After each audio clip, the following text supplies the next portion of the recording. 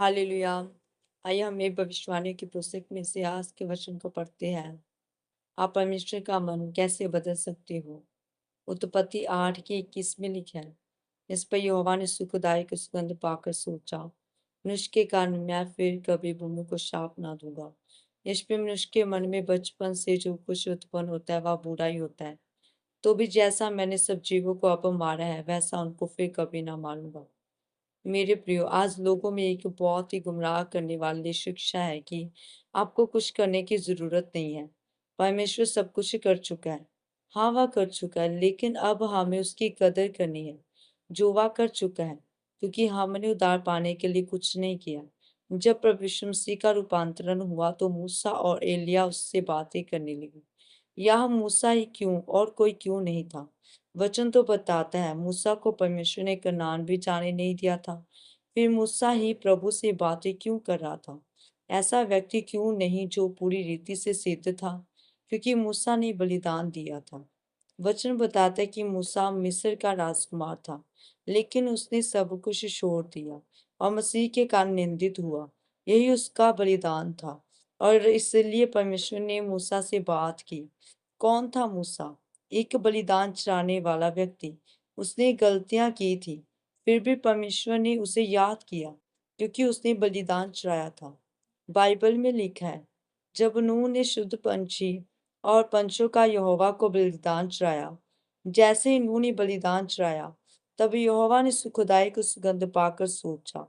उस समय नूह ने भविष्य की परवाह किए बिना बलिदान चढ़ाया और उसे देखकर परमेश्वर सोचने लगा, आज हमें लगता है कि अपने आप हो जाएगा। प्रभु सब कुछ जानता है, वह मुझसे प्रेम करता है। ये सब चीजें ठीक है, लेकिन याद रखें, अनुग्रह का मतलब चुप करके बैठना नहीं है, बीज का ना बोना नहीं है, प्रार्थना ना करना नहीं है, बल्कि उन चीजों को बहुतायत से करना है।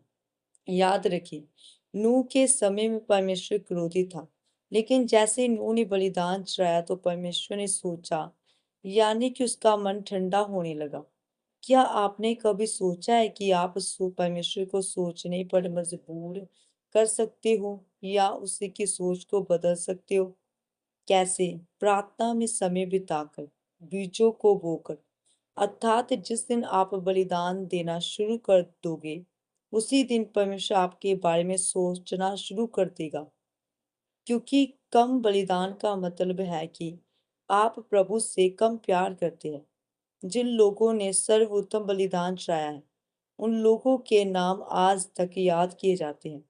इसलिए जब आप परमेश्वर के लिए बलिदान देना शुरू कर दोगे, चाहे वह प्रार्थना में समय का, चाहे वह पैसों का बलिदान या आपकी किसी भी चीज का बलिदान हो, परमेश्वर आपके बारे में सोचेगा और आपको आशीषित करेगा, और फिर आप भी अपने बलिदानों के कारण याद किए जाएंगे। आमीन।